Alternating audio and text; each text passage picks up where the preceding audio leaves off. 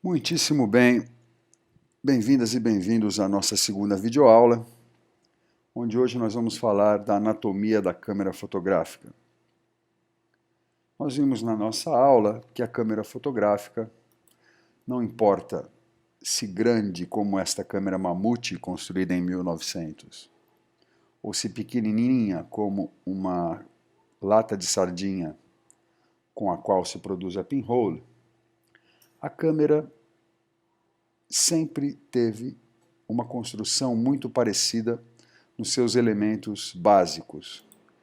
Ou seja, até hoje a concepção da câmera fotográfica é a mesmíssima. É sempre uma caixa escura com uma superfície sensível, que no caso da fotografia digital é o sensor, e uma abertura, um buraquinho do outro, por onde a luz entra. Basicamente são esses elementos que vocês estão vendo aí na tela. Não é? Uma objetiva, que são as lentes, que concentram os raios de luz e melhoram a definição desses raios de luz.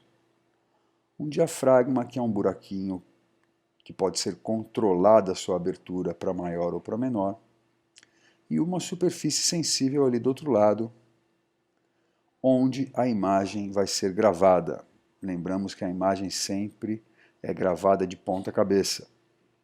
E a engenhoca que permite que a gente veja no visor a imagem certa, de pé, na verdade é um conjunto de espelhos que inverte essa imagem novamente.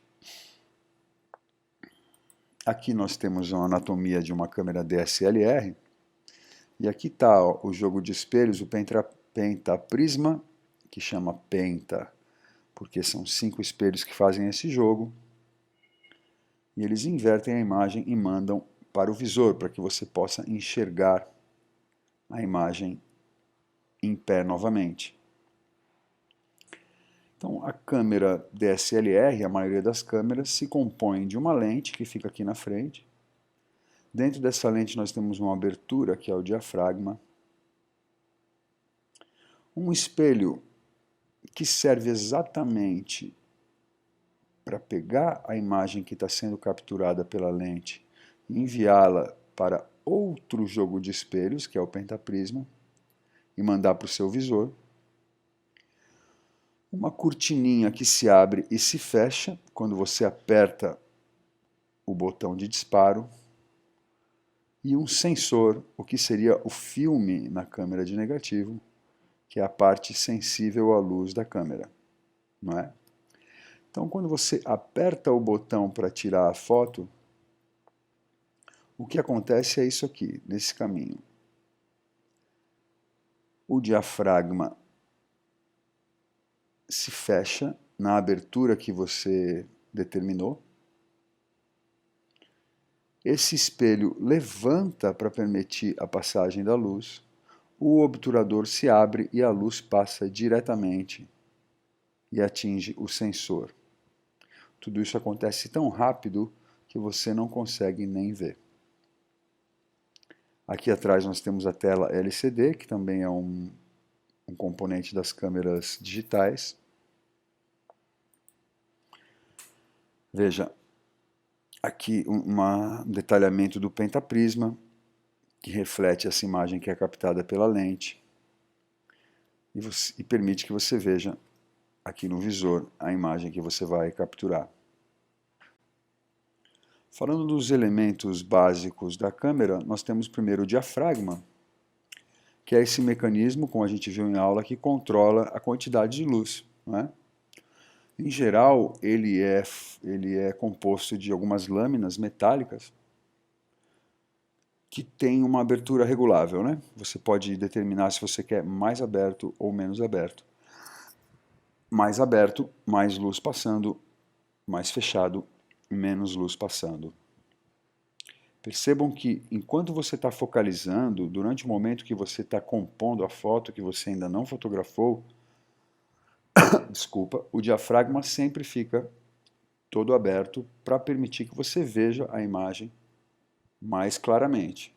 Quando você aperta o botão para disparar, ele se fecha rapidamente e se abre novamente, se fechando então na abertura que você determinou.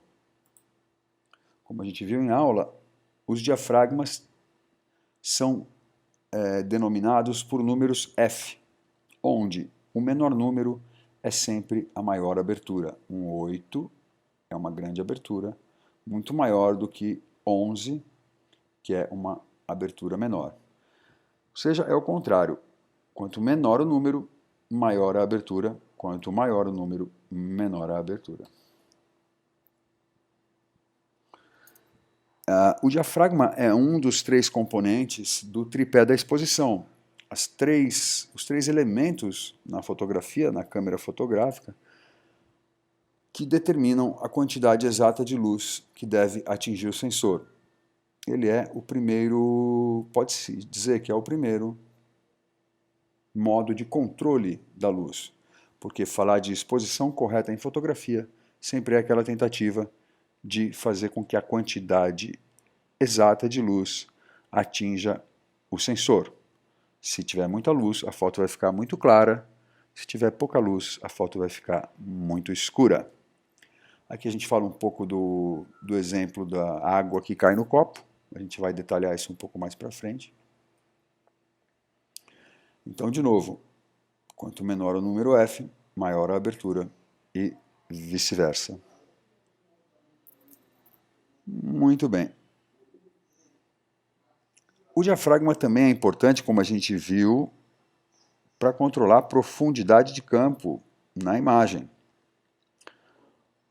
Onde, quanto menor a abertura, mais foco você terá na parte da frente da imagem e na parte de trás, para além do ponto em que você focou e para aquém do ponto em que você focou. Para quem não sabe, não conhece a palavra aquém, significa para trás e além, para frente. Estou poeta hoje.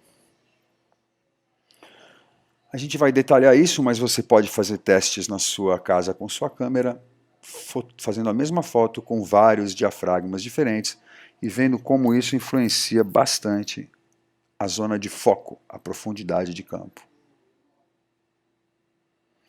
Um outro exemplo, note que com o diafragma todo aberto, 1.2, o foco se restringe aqui a esse ponto na lente.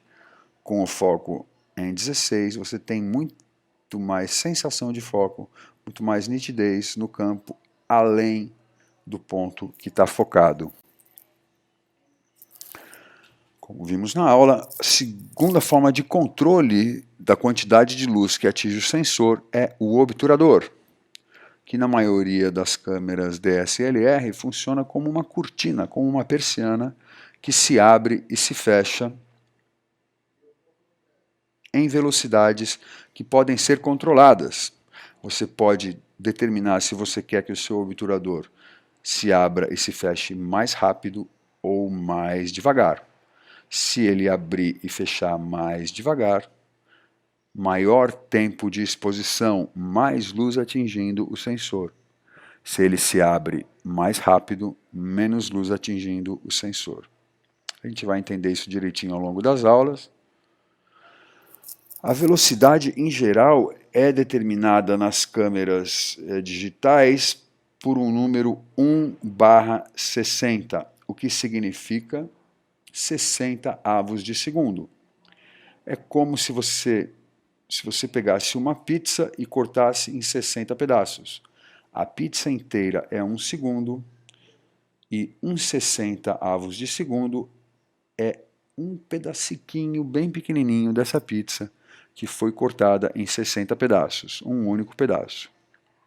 É 1 segundo dividido em 60 partes, você pega uma única parte dessa, e essa é a velocidade de 60 segundos. Em algumas câmeras ele é mostrado assim.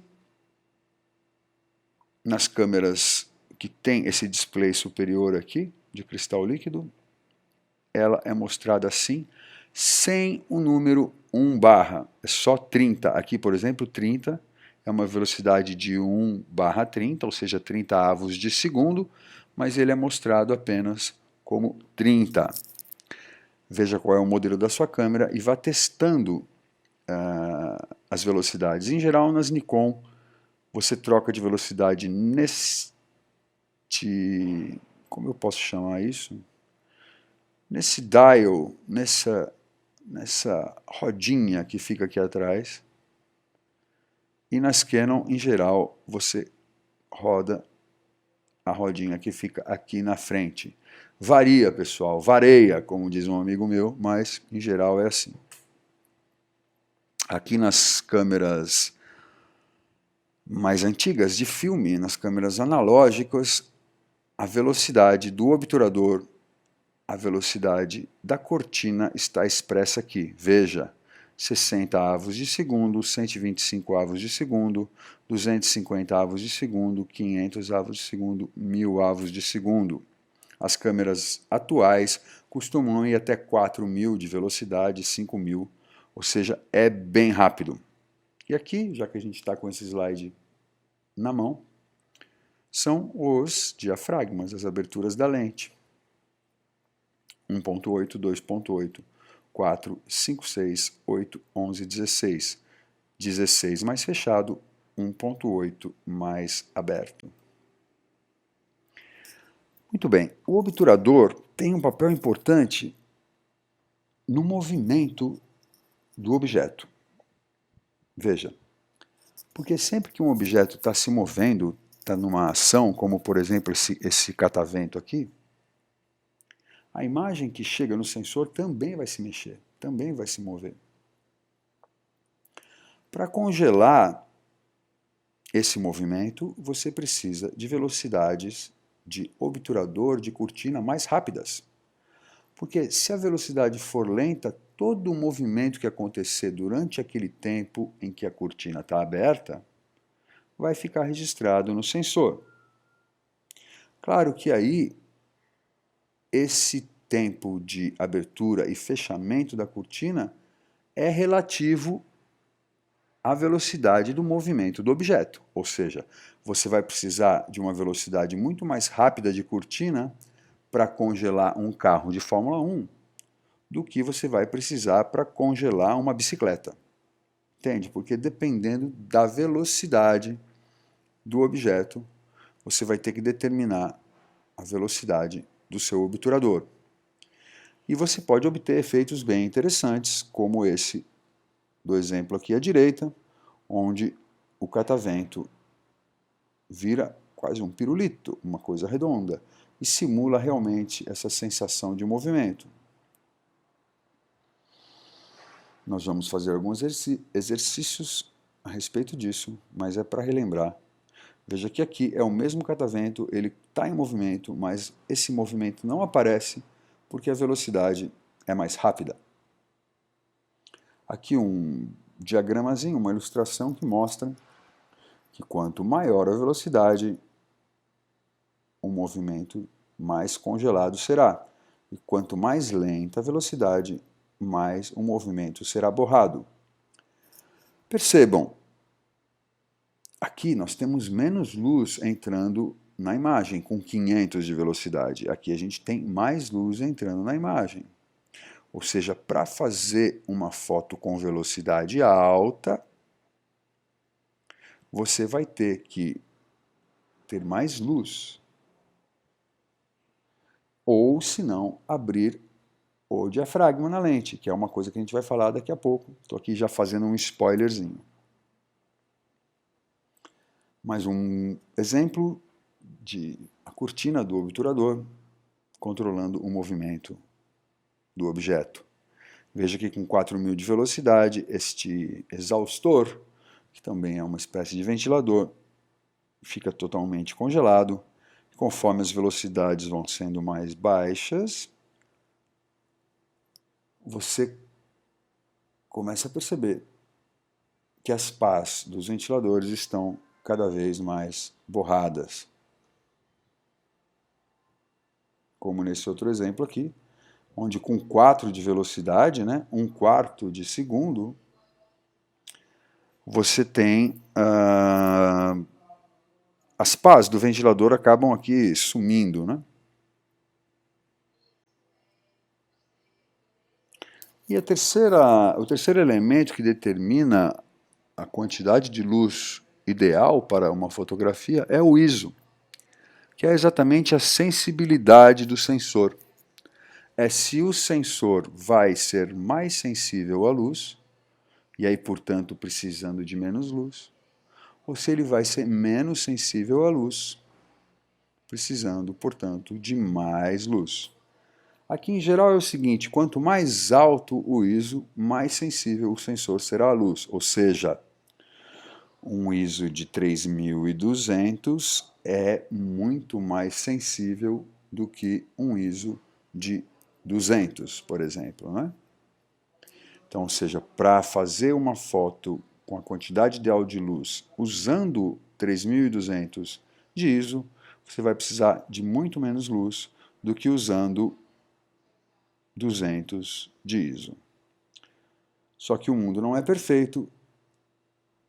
A gente vai saber o que acontece com o ISO alto.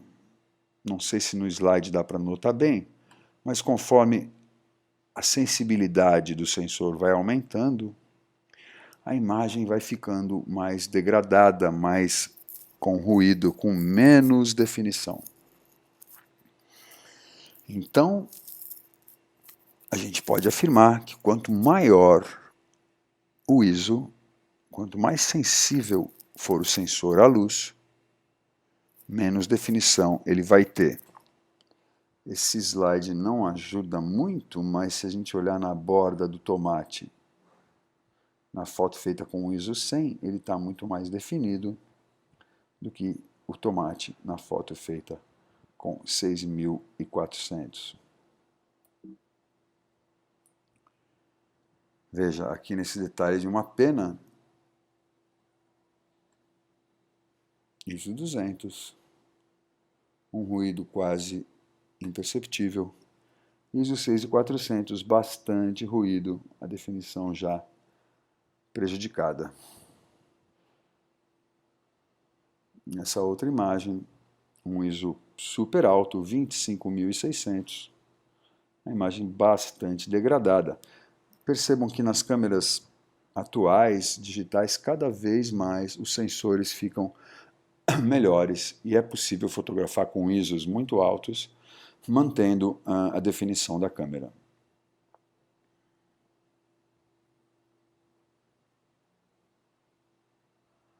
Pois então, esses três elementos que a gente abordou até agora,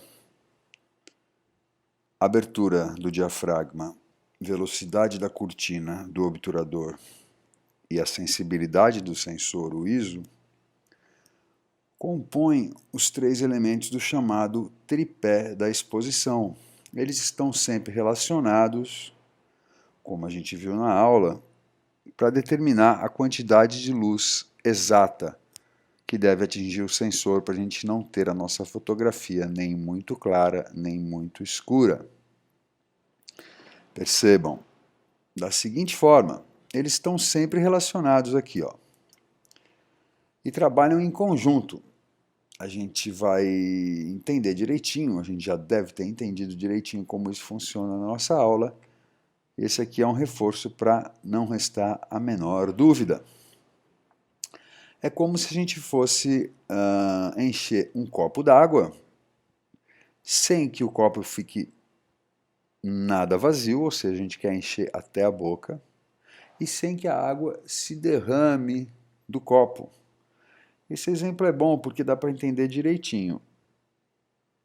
O diafragma, a abertura na lente, é o quanto você abre a torneira, como mostra a ilustração ali. Se você abre mais o diafragma, mais luz entra. Se você abre mais a torneira, mais água cai no copo, não é? A água é a luz mesmo, né? Então, repetindo, a abertura da lente é o quanto você abre a torneira.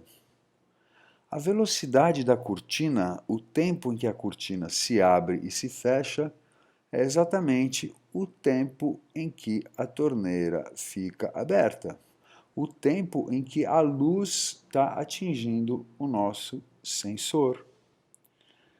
E o ISO, a sensibilidade, do sensor à luz é o tamanho do copo. Veja, um ISO mais sensível é como se fosse um copo menor, portanto precisa de menos água, menos luz, para ficar cheio até a boca. Um ISO mais baixo, menos sensível, é um copo maior, grandão, que precisa de mais água, de mais luz, para ficar bem cheinho. Vamos lembrar que, em relação ao ISO, quanto menor o copo, ou seja, quanto mais sensível a luz ele for, quanto menos água a gente precisar para encher esse copo, menos definição na imagem. E o contrário, da mesma forma, quanto maior o copo, ou seja, quanto menos sensível, quanto mais água esse copo precisar para ficar cheio, maior a definição da imagem. Essa ilustração mostra bem isso com relação ao diafragma, ao obturador e ao ISO. Lembrando que diafragmas mais abertos, 1.4, desfocam o fundo e o primeiro plano, a zona além e aquém do ponto de foco.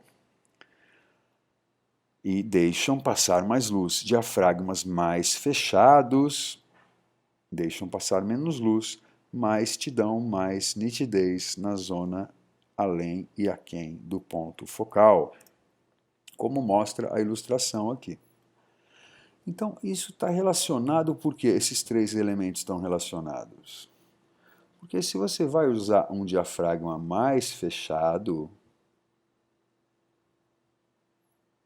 portanto, menos luz, um diafragma mais fechado para, por exemplo, ter mais profundidade de campo, mais zona de foco no fundo, você vai ter que usar uma velocidade mais baixa para compensar essa abertura menor. Né? Voltando lá no exemplo do copo, se você só abre um pouquinho a torneira, deixando passar só um fio de água, que seria o diafragma fechado, você vai ter que deixar mais tempo a torneira aberta, não é? Para encher esse copo. Então, em geral, diafragma e obturador trabalham de maneira oposta. Um diafragma mais fechado vai depender de uma velocidade mais baixa. Um diafragma mais aberto vai depender de uma velocidade mais alta.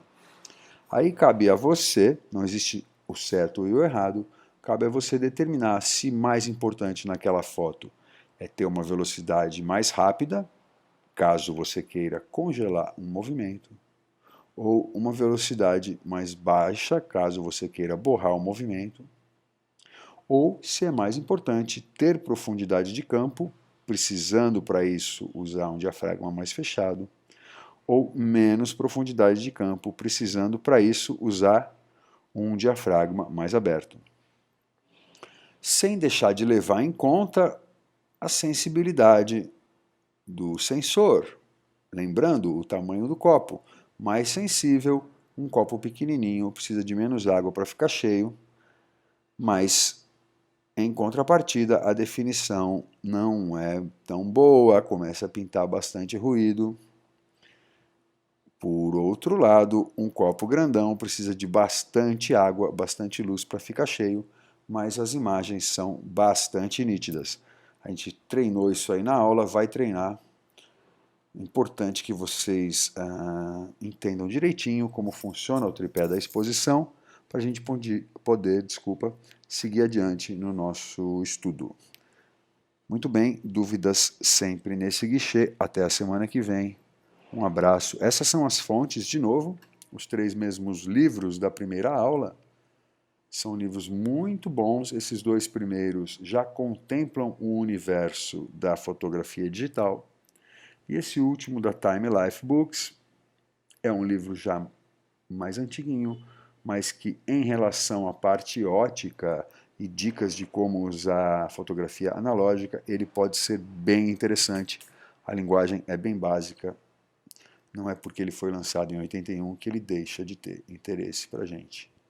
Beleza? Mas esses dois primeiros aqui tem nas boas bibliotecas, tem para vender nas livrarias. É uma espécie de guia bem atualizado para o principal da fotografia aqui no século XXI. Até a semana que vem, um abraço e bons estudos. Ah, ainda tem esses dois sites que foram consultados também para preparação dessa aula. Ok? Boa semana a todos e, de novo, bons estudos, um abraço.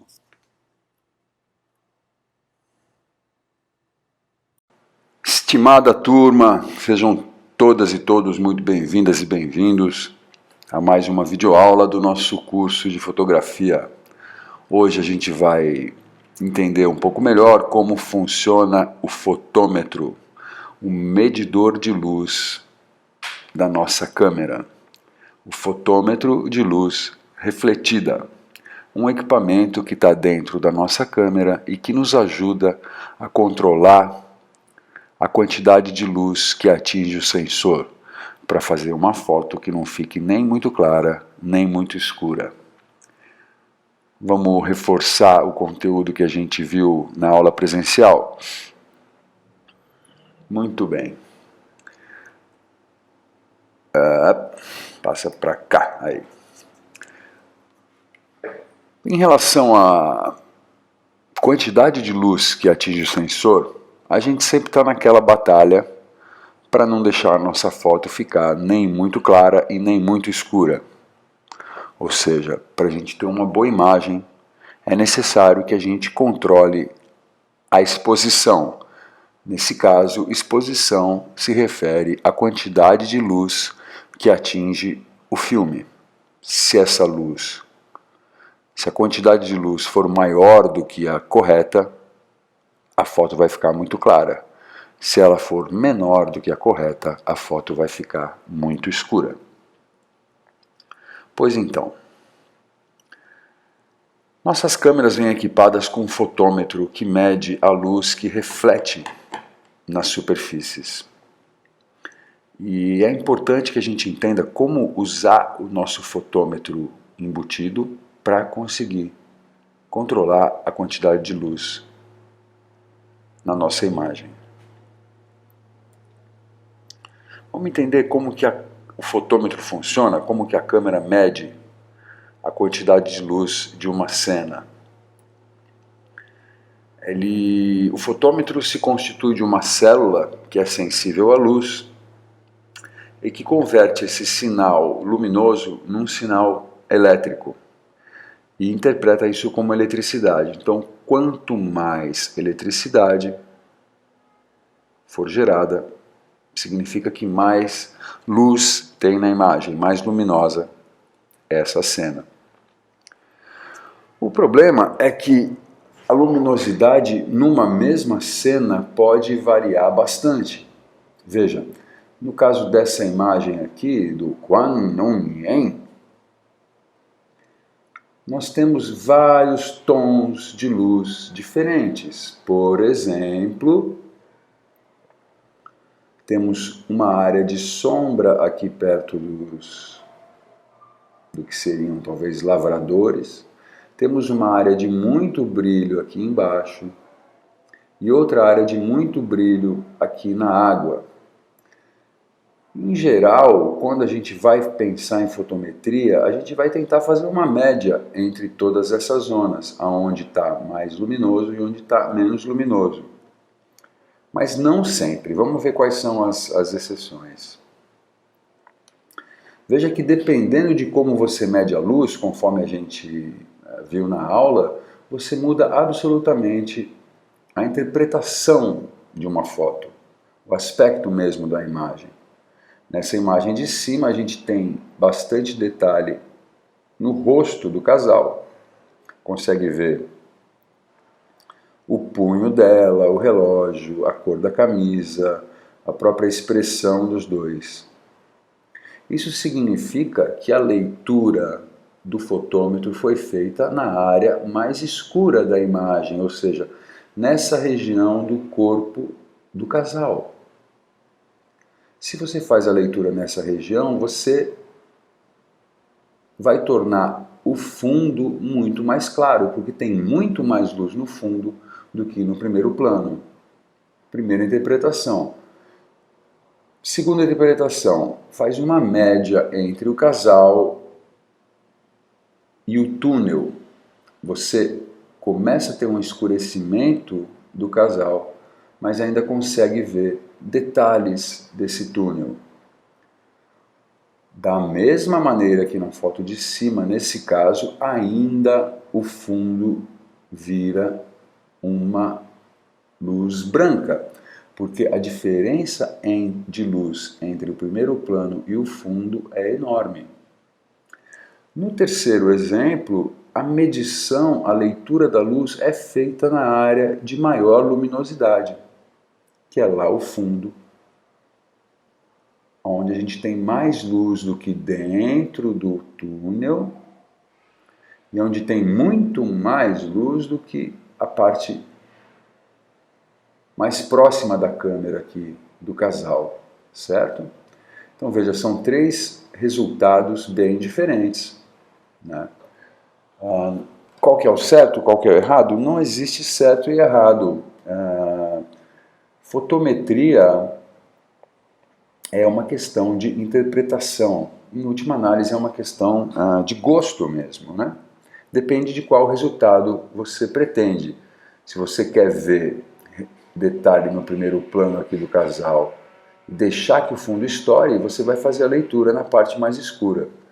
Se você quer uma silhueta no primeiro plano para mostrar o fundo, ou mesmo para enxergar esse casal como uma silhueta, você vai fazer uma leitura na parte mais clara da foto.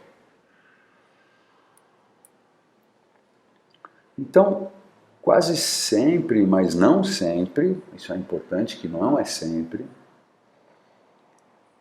você vai buscar uma média entre as partes mais claras e as partes mais escuras da imagem para conseguir uma exposição correta, como nessa foto do MBLL aqui, que está disponível na Pixabay com licença grátis para uso não comercial.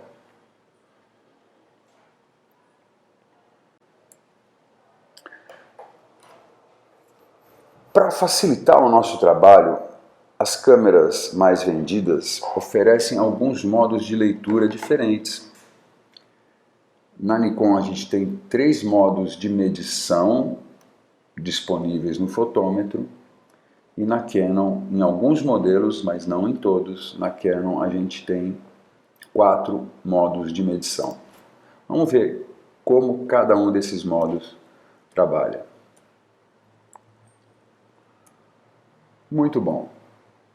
Eu sigo me enganando aqui nesse ajuste aqui do slide. Acho que assim tá bom. Vamos lá. O primeiro modo é o modo matricial. Na Nikon ele é representado por esse ícone e na Canon é representado por esse ícone aqui. No modo matricial, como a gente viu na aula, toda a cena, toda a imagem que estiver no visor da sua câmera vai ser levada em consideração na hora de fazer a leitura de luz. Ou seja, toda a região da imagem vai ser levada em consideração. Toda a luminosidade da cena inteira vai ser levada em consideração. Certo? A gente vai ver mais para frente em que caso essa é a melhor tipo de leitura, vamos dizer. O segundo modo é o modo ponderado ao centro, onde nesse modo o que está mais no centro da imagem vai ser levado mais em consideração na hora da leitura, mas o que está na borda também vai ser levado em consideração. Menos do que o que está no centro, mas também vai ser levado em consideração. No modo pontual, só o que está no centro da imagem, num ponto bem pequeno representado aqui na Nikon e na Canon, só o que está dentro desse pontinho é que vai ser levado em consideração. Veja que, no caso dessa cena aqui de cima, se você coloca o fotômetro no modo pontual, ele só vai levar em consideração essa região da imagem, que é a região mais escura. E aí a gente vai conseguir esse efeito aqui, estourando o fundo, porque ele vai ler a luz mais baixa que está aqui. Se você ajusta o fotômetro para o modo matricial, ou seja, de quadro cheio, ele vai levar em conta toda a cena. E aí provavelmente ele vai te indicar como correta uma leitura mais parecida com essa aqui. E o quarto modo, que está disponível em alguns modelos da Canon, mas não em todos, é o modo chamado parcial ou central, onde apenas essa área central da imagem, representada aqui, vai ser levada em conta na hora da leitura da luminosidade. As bordas, as extremidades da imagem serão desprezadas na hora de fazer essa leitura. Vamos ver em que situação a gente pode usar deixa eu ajustar isso aqui, cada modo de fotometria. O modo matricial é muito bom para os casos em que você não tem grande diferença de luminosidade em toda a imagem, como nessa foto do Gabriel Quintão, que está no site da Cannon College. Nesse caso aqui, a gente não tem muita diferença de tonalidades e de luminosidade em toda a cena. Então você pode usar o modo matricial numa boa, porque ele vai te dar uma leitura de luz um pouco bem mais precisa. O modo ponderado ao centro, que leva em consideração mais o centro da imagem, sem, no entanto, desprezar as bordas, é útil, é melhor utilizável quando você tem uma cena onde o centro da imagem é mais importante, mas também as bordas, as extremidades também devem ser levadas em conta na hora de fazer a leitura. Você veja que se aqui ele tivesse feito a leitura só no centro da imagem, muito provavelmente esse céu estaria um pouco estourado. Por quê? Um pouco claro demais. Porque esse centro é bastante mais claro, bastante mais escuro do que a borda.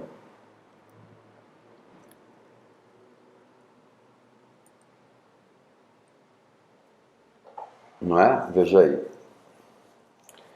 Conseguir esse meio termo, sabendo analisar o índice de luminosidade da cena, é importante para a gente desenvolver uma habilidade de fotometria aguçada.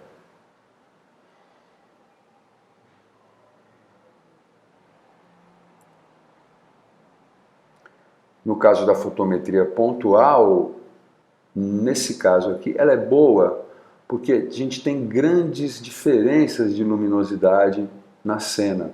O que o fotógrafo fez aqui? Ele levou o centro da imagem para essa região, que é o que importava para ele, que é o que interessava para ele. Mediu, fez a leitura, ajustou a velocidade e abertura e depois corrigiu a composição, né?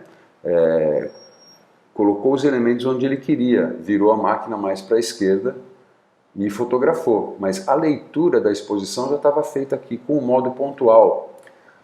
Ele aponta o centro da câmera para cá, faz a leitura, ajusta os parâmetros e depois compõe como ele achar melhor e fotografa. No caso da Canon, o modo parcial, que só leva em conta o centro da imagem, é muito útil para esses casos onde o centro da imagem é o mais importante, né? Não importa nessa foto, por exemplo, que o céu aqui à esquerda esteja um pouco estourado, que é o que aconteceria que é o que ele fez aqui usando o fotômetro central parcial. Se ele tivesse posto o fotômetro matricial aqui, de quadro cheio, a leitura ia incluir essa parte muito clara e provavelmente ia dizer para ele fechar mais o diafragma ou aumentar a velocidade, escurecendo demais, nesse caso, a parte mais importante da imagem, que é o centro. Aqui nessa representação em vermelho estão os 4 modos de fotometria e a área que eles levam em consideração na hora de fazer a leitura da luz. Aqui, matricial, ponderado ao centro, parcial, só nas Canon, né? E pontual. É importante a gente considerar algumas coisas quando for fotometrar. Como a gente consegue uma exposição que se aproxime da ideal? Primeira coisa que a gente tem que levar em consideração é que o fotômetro da nossa câmera, vou pular um aqui para explicar isso. O fotômetro da nossa câmera foi calibrado para um tom médio, um tom de cinza 18%. Então ele sempre vai trabalhar como se o mundo inteiro fosse cinza 18%.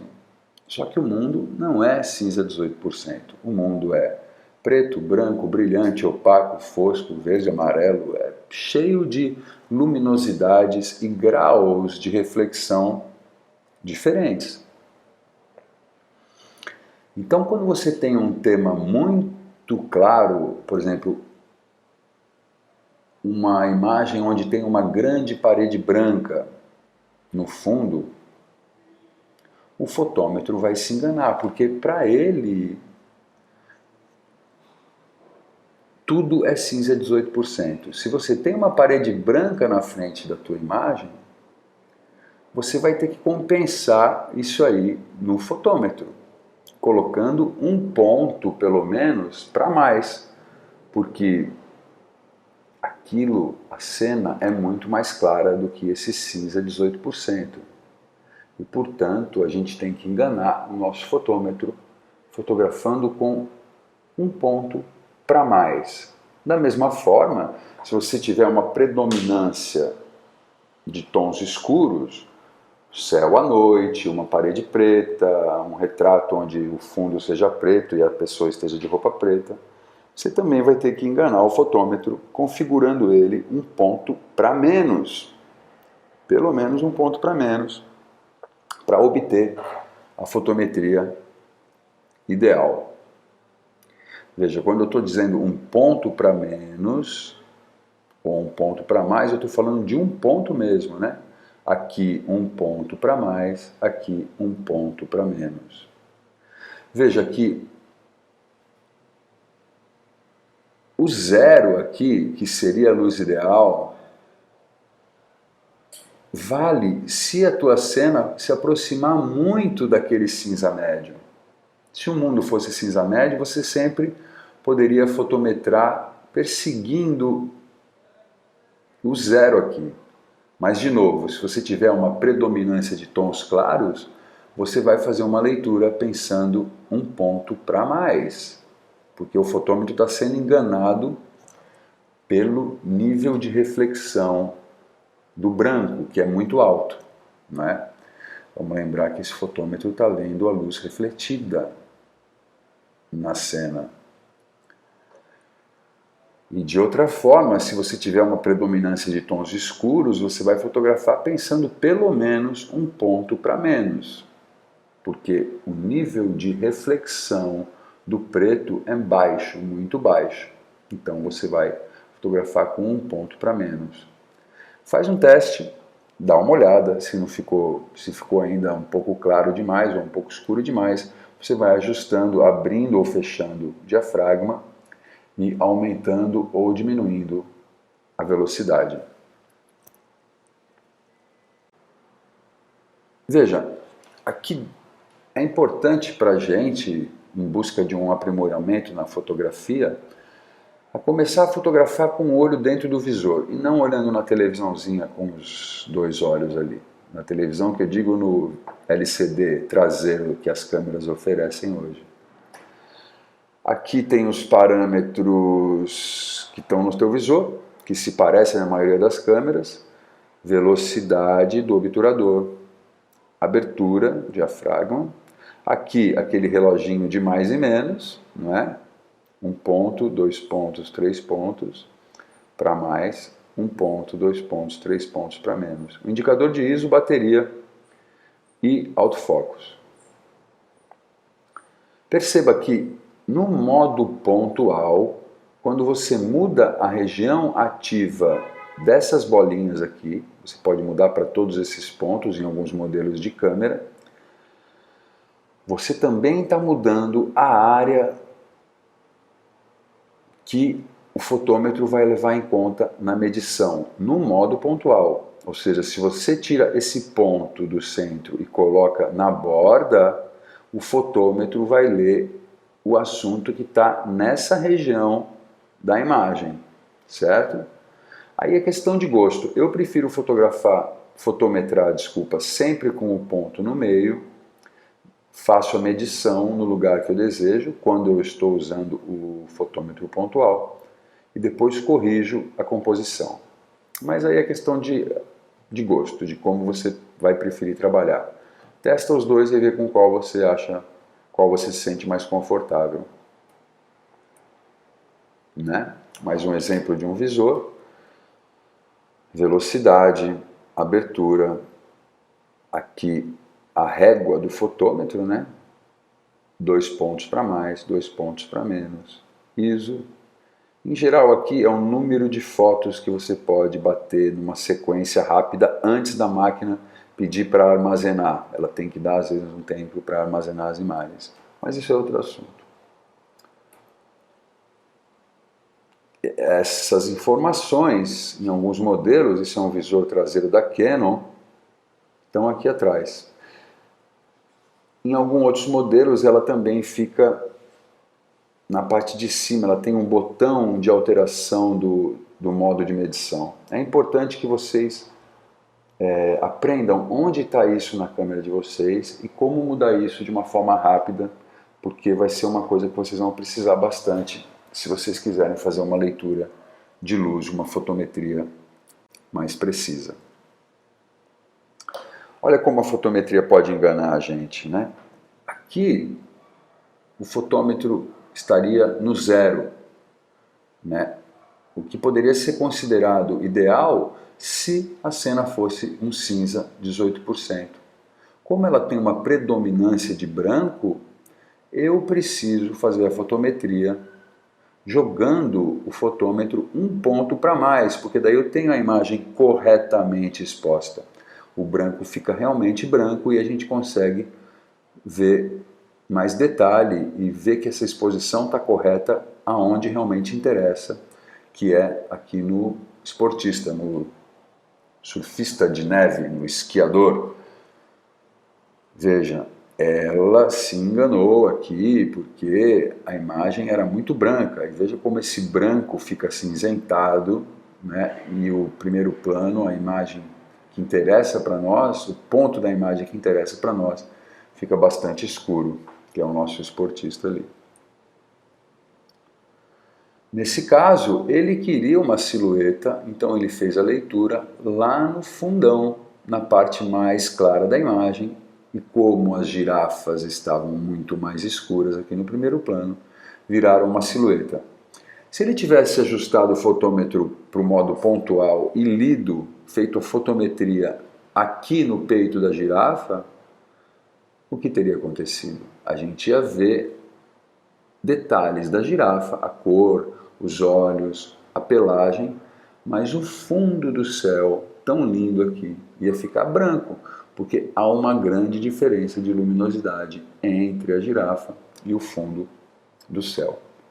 Pratiquem, porque aos poucos vocês vão pegando a manha de usar o fotômetro de um jeito mais sofisticado.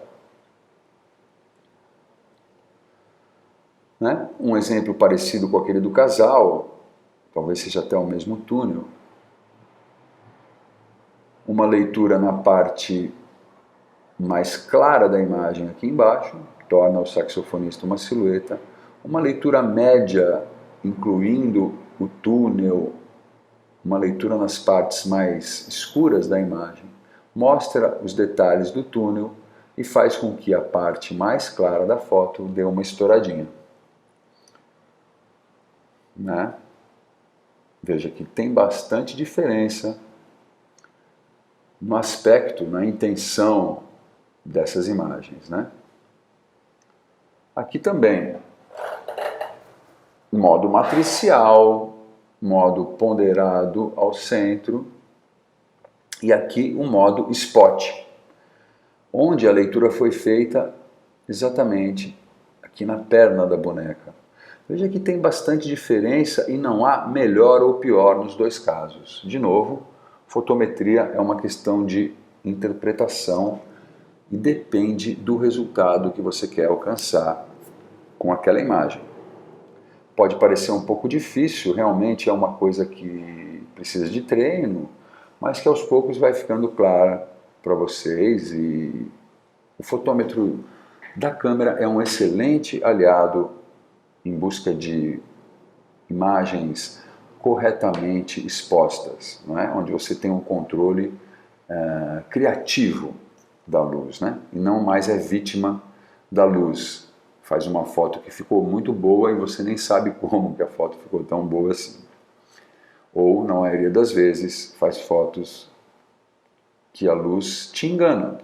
Se você trabalhar no modo automático da tua câmera o tempo todo, pode ser que funcione em boa parte dos casos, mas fatalmente ela vai te enganar num momento importante, onde você precisava de uma foto corretamente exposta e o fotômetro no modo automático da câmera, se você usa a câmera no modo automático, vai te enganar, porque, de novo, o mundo não é cinza 18%. Veja nessa última imagem aqui as diferentes interpretações de luz possíveis dependendo da fotometragem. Fotometrando na parte mais escura da imagem, para mostrar o rosto da modelo, a gente tem esse resultado. Fotometrando na parte mais clara da imagem, as escadas de luz, a gente tem uma silhueta no primeiro plano e esse resultado. Isso pretende ser um reforço do conteúdo que a gente abordou presencialmente na sala. Pratiquem, entendam o fotômetro da câmera de vocês, mudem os modos de leitura e façam alguns testes para vocês verem como é possível se expressar criativamente com luz quando a gente entende como o nosso fotômetro funciona. Bom, aqui as fontes da nossa aula de hoje. Repito, esses dois livros são bem interessantes para quem quer se aprofundar um pouco mais no estudo da fotografia. E aqui alguns sites que foram acessados também para preparar essa aula. Então, muito obrigado por hoje. A gente se encontra de novo na semana que vem. Boas fotos a todos, caprichem e até a próxima aula.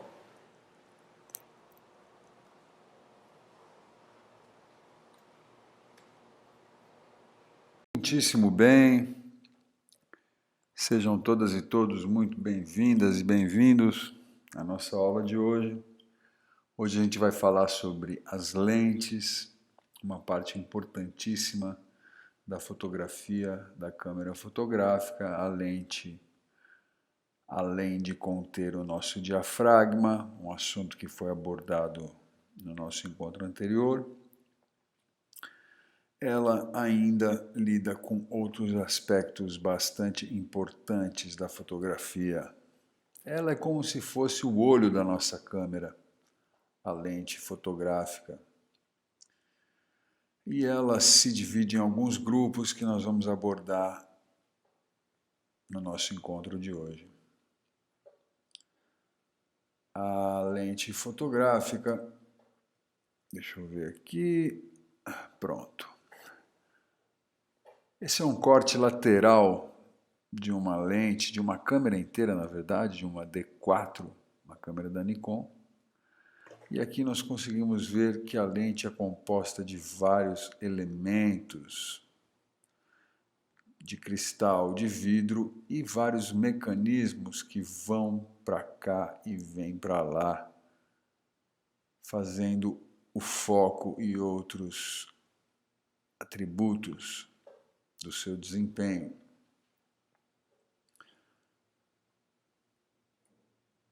Veja que as lentes também são chamadas de objetivas. Então, se você fala lente e fala objetiva em fotografia, você está falando a mesma coisa. Tem uma função principal, uma função primeira ali, de focar o objeto. A gente vai ver que o foco também está ligado com a distância focal da lente. Daqui a pouco a gente vai entender direitinho o que é isso. Aqui nós temos esse bonito conjunto de lentes da Nikon, lentes com várias distâncias focais. Nessa foto aqui, nessa imagem, a gente tem alguns milhares de reais, tranquilamente. Lentes boas são lentes caras.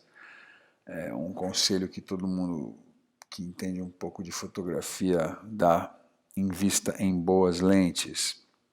Talvez para definição da tua imagem, mais importante do que uma câmera incrível é ter boas lentes. A vantagem de uma boa lente é que você pode usar ela por longos e longos anos, desde que você tome alguns cuidados de conservação. Bom, as lentes são classificadas de acordo com a distância focal delas. Essa distância focal é medida em milímetros.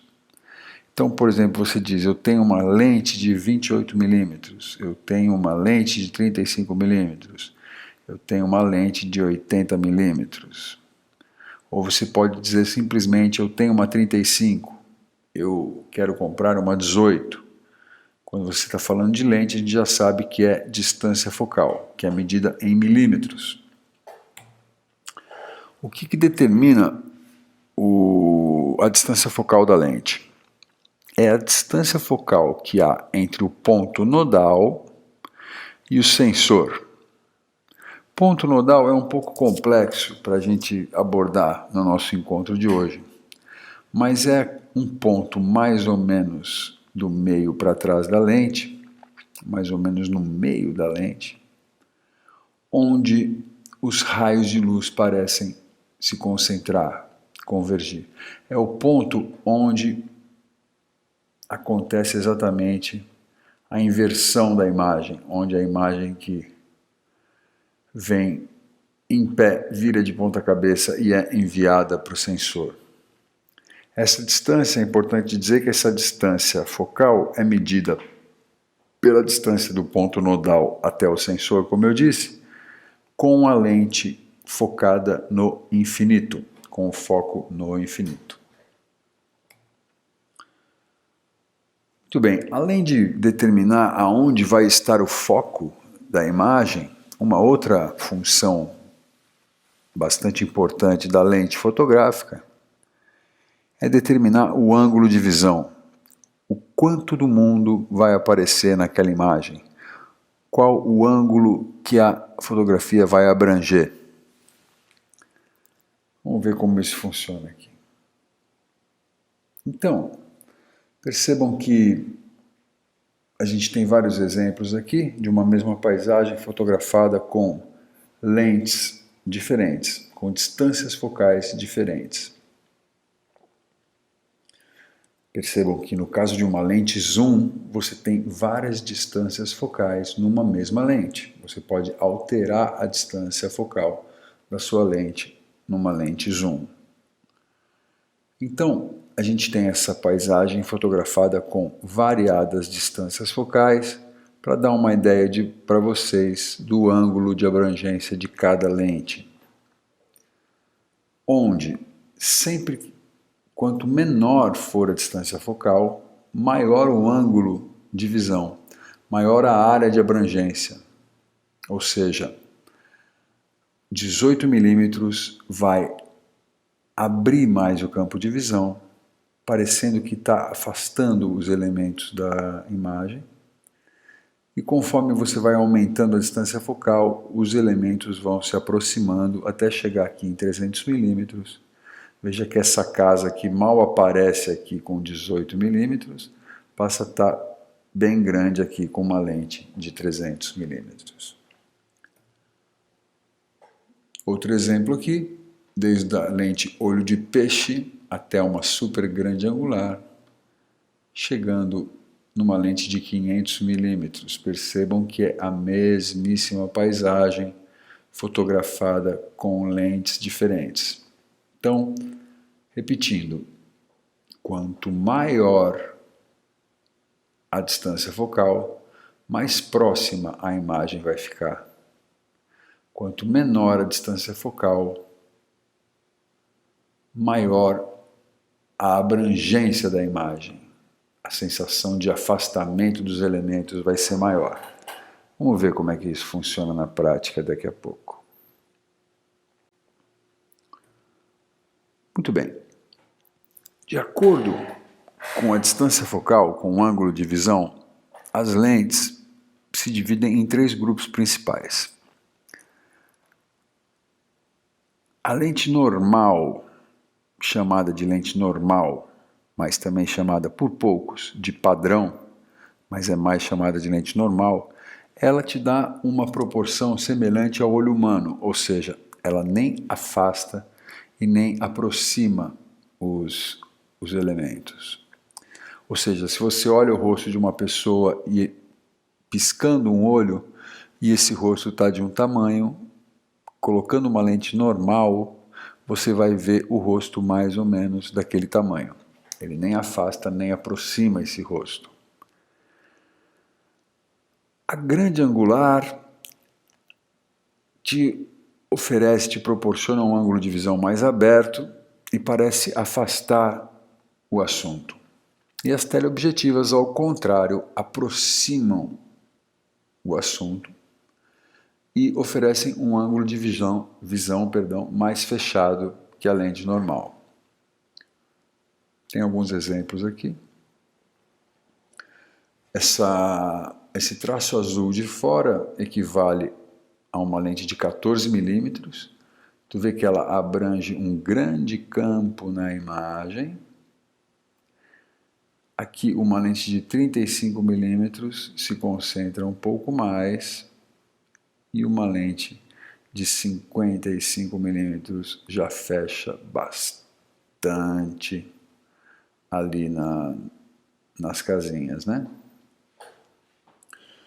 Essa referência de 35, 55 milímetros sendo igual à visão humana depende do tamanho do sensor da câmera. Não se preocupem em entender isso agora, isso é um assunto que a gente vai abordar mais para frente, quando a gente estiver falando mais de sensor, ok? Fiquem agora com essas 3 denominações de grande angular como uma lente com grande ângulo de visão, por isso o nome grande angular, normal com um ângulo parecido com o do olho humano e a teleobjetiva que aproxima o assunto, não é? Que tem um ângulo de visão mais fechado. Outro exemplo aqui, a diferença de abrangência do campo de visão de uma 85 milímetros até uma 28. Mais um exemplo aqui, de 400 milímetros até 18 milímetros aqui, né? Isso, 18 milímetros. Tem um exemplo que talvez tenha ficado um pouco pequeno para vocês, mas é esse castelo que está lá no fundo, onde na primeira imagem a gente vê muito do morro, e o castelinho está bem pequenininho, e na imagem mais próxima, feita com a 400 milímetros, esse castelo super grandão aqui na foto. Veja que A distância focal da lente também influencia em outro elemento super importante da fotografia, que é a perspectiva e os tamanhos relativos. Vamos ver como é que isso funciona? Veja que essas duas fotos da mesma pessoa foram feitas com lentes diferentes. A da esquerda foi feita com uma grande angular e a da direita foi feita com uma teleobjetiva. Ou seja, a da esquerda foi feita com aquela lente com grande ângulo de visão e a da direita feita com a lente com um ângulo de visão menor. Vamos ver por que isso aqui é importante no retrato. Veja que nessa primeira imagem aqui, o rosto está totalmente distorcido, o nariz parece maior, as orelhas que não estão aparecendo por causa do cabelo, mas vão estar menores, quase invisíveis, e todo o rosto dela muda de formato. A testa que está mais próxima da lente parece maior, o queixo que está mais distante da lente parece menor. Aqui tudo está mais no lugar, está tudo mais corretamente representado, vamos dizer assim, né? Aqui um outro exemplo do uso de grande angular e teleobjetiva em retrato, vindo aqui das grandes angulares com uma distorção bastante grande no rosto. É uma coisa que em geral a gente não quer que aconteça, né? Porque o nariz vai ficar grande, as orelhas vão ficar pequenas, a testa vai ficar enorme e vai distorcer. Então, as lentes mais usadas para retrato fotográfico, falando de gente, são teleobjetivas mais curtas, né? Com uma distância focal entre aí 80, 135 milímetros, até a partir de uma 70 aí já está super legal para fazer retrato, né?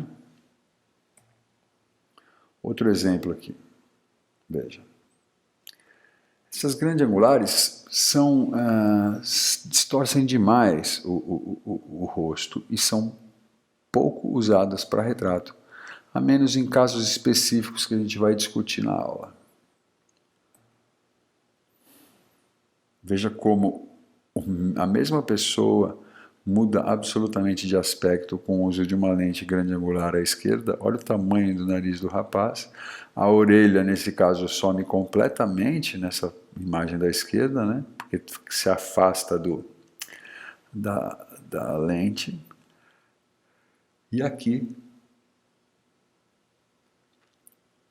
as proporções entre os elementos do rosto, orelha, nariz, olhos, queixo, testa, parecem mais naturais, corretas, né?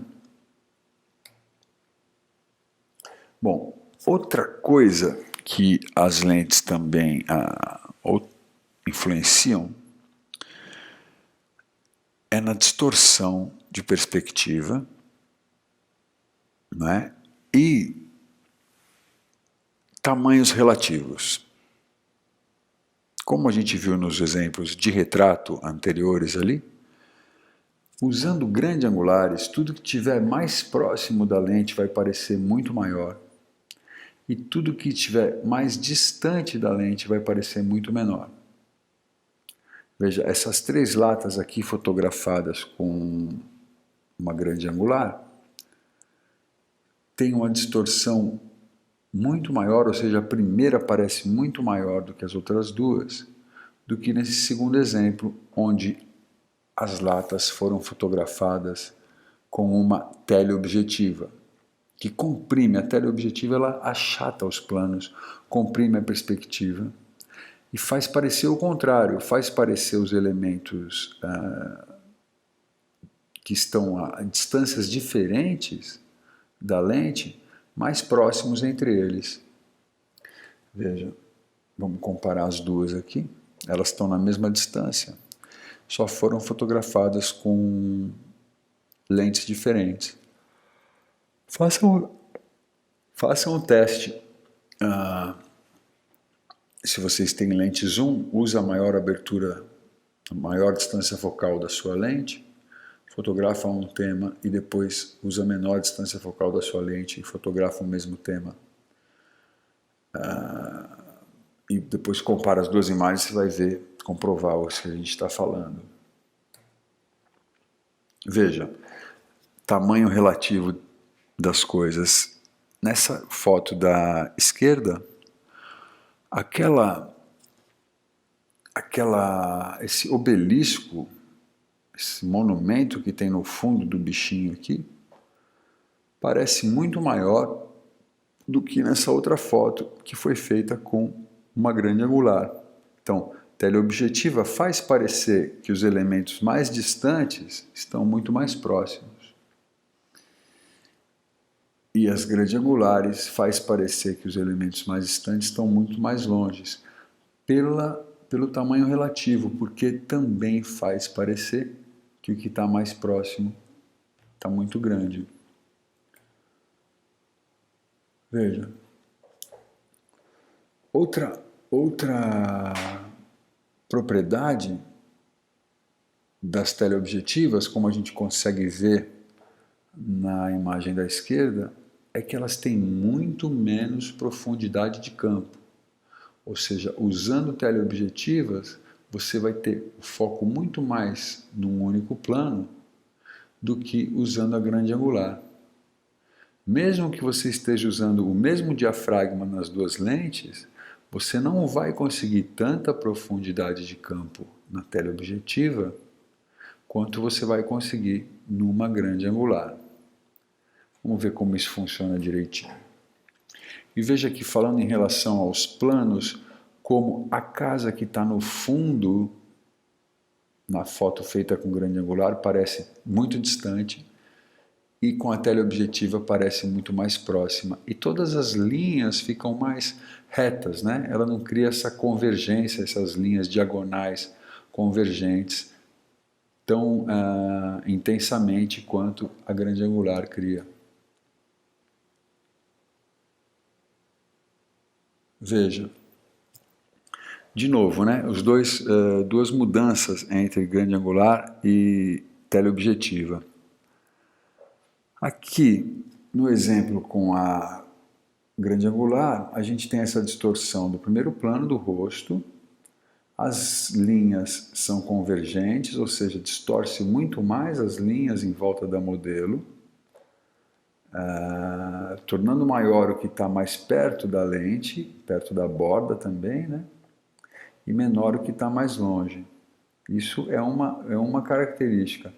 A segunda é que a profundidade de campo é muito maior na lente de grande angular, ou seja, mesmo que você trabalhe com diafragmas abertos, você vai continuar tendo mais foco no fundo do que no caso das teleobjetivas.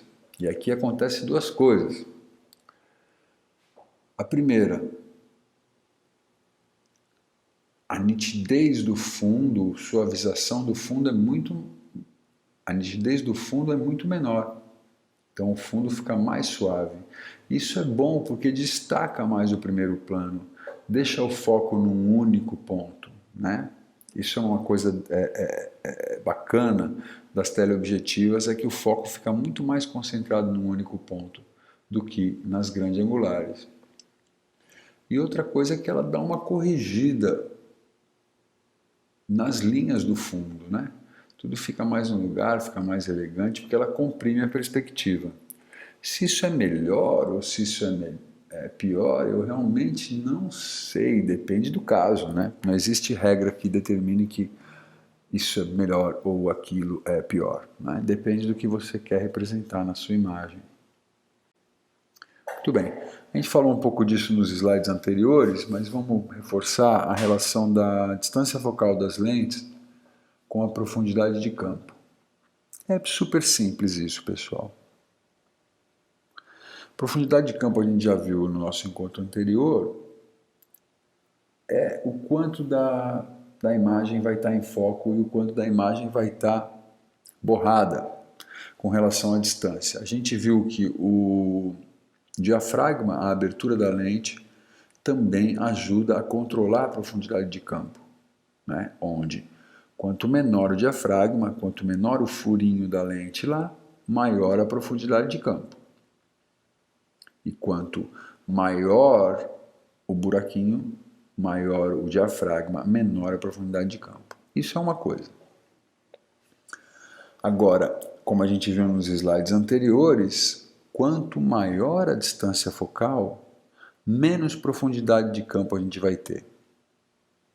Isso independentemente da abertura da lente, do diafragma. Veja que essas duas fotos são feitas com lentes diferentes e com a mesma abertura de diafragma, ou seja, a 17 e a 100 milímetros. Veja que no caso da 17, a grande angular, o fundo está muito mais nítido, embora não esteja totalmente nítido, mas está muito mais nítido do que na foto obtida com a lente de 100 milímetros. Então a gente conclui o quê? Quanto maior a distância focal, menor a profundidade de campo. Quanto maior a distância focal da lente, mais borrado vai ficar o fundo e o primeiro plano. Mais borrado vai ficar o campo para além do ponto focal e para aquém, para antes do ponto focal. Certo? E quanto menor a distância focal, como no caso da 17 milímetros, maior vai ser a facilidade de você obter foco em todos os planos. Vamos dar uma olhada nos exemplos aqui. Veja, as duas fotos feitas desse sujeito que está mais ou menos do mesmo tamanho na foto,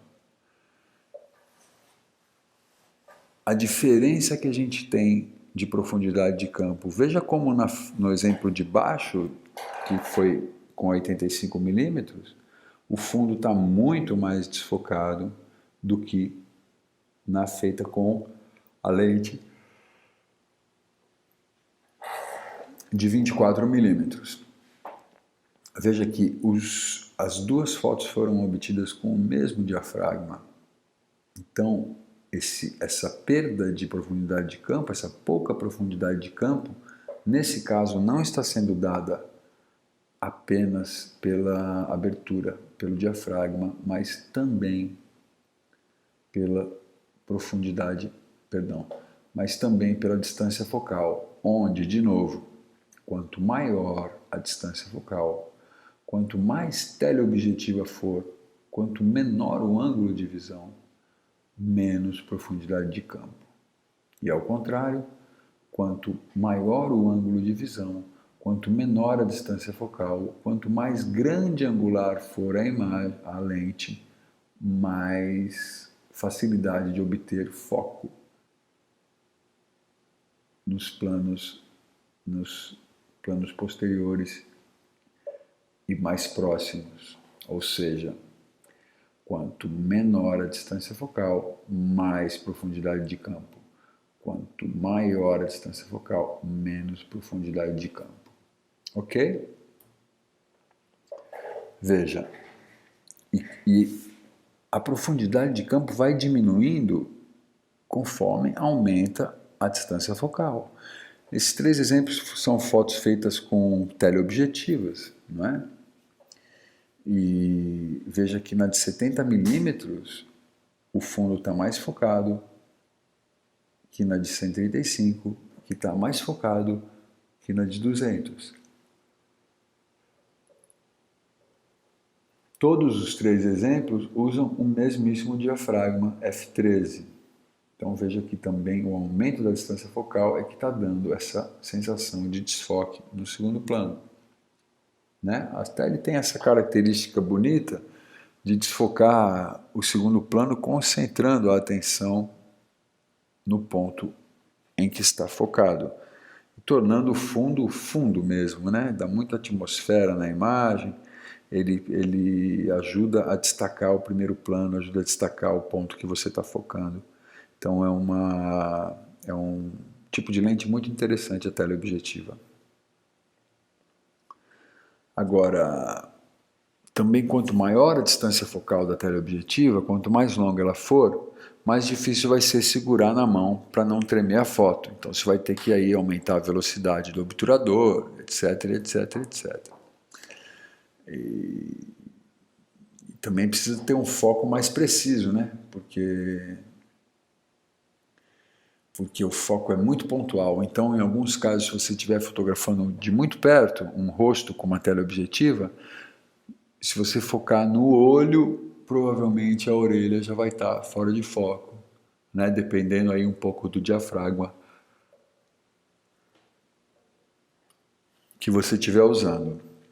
Então, basicamente é isso sobre lentes. A gente ainda vai falar da influência do sensor na distância focal, mas isso é assunto mais para frente um pouquinho, quando a gente tiver com a cabeça mais clara com relação a sensores. Provavelmente já na próxima aula a gente vai falar disso. E aí uma última a título mais de curiosidade, uma outra categoria de lentes são as chamadas olho de peixe. Essas lentes que distorcem muito a imagem, muito mais do que a grande angular, e que tem um ângulo de abrangência muito grande. Às vezes quase absurdo, como esse exemplo da foto, que é a maior olho de peixe que já se fez, é uma 6mm da Nikon, que tem um ângulo de abrangência de incríveis 220 graus. Então, o cara vai fazer uma foto com essa lente, fotografa o próprio pé, né? Então tem que tomar bastante cuidado quando for fotografar com olho de peixe para não se incluir na foto sem querer. Nem todas são tão radicais assim. Essa aqui é uma 12mm para Canon. E tem dois tipos de olho de peixe. A de plano inteiro, onde você vê a imagem toda, e a olho de peixe circular. Essa aqui você está vendo que tem muita distorção perto das bordas da imagem, né? Mas você enxerga a foto como um retângulo, né? Como nesse caso aqui, nesse outro exemplo. Agora, nas olhos de peixe esféricas, a imagem vira mesmo uma bolinha, né? Uma esfera, porque o ângulo da lente não consegue abarcar todo o quadro fotográfico. Olha lá. E aí, olha que eu falei, ó. Tem que tomar bastante cuidado com lentes tão abertas assim, porque você acaba se incluindo, ou você ou a sua própria sombra, na foto. Beleza? Então, sobre lentes é isso. A gente vai falar de lentes em outros pontos do nosso curso, com toda certeza. Lentes são assuntos que estão sempre voltando, porque é um instrumento importantíssimo dentro da fotografia. É como se fosse o olho da câmera, mas também dá para fazer uma comparação com o pincel do pintor, porque você pode escolher um pincel mais fino, mais grosso, com mais pressão, com menos pressão. E assim também são as lentes, elas têm suas própria timbre, vamos dizer assim, né? Cada lente soa, entre aspas, de uma maneira diferente. Ok? Nos vemos então no nosso próximo encontro. Tem mais aí, vamos estudando junto. Aqui as nossas fontes dessa aula. 3 livros muito bons. Recomendo que vocês, se puderem, tenham esses livros, porque principalmente esse primeiro e o segundo, que tem tudo sobre tudo na fotografia digital. Ok? E aqui as nossas referências de internet também. Um abraço a todos e até a próxima.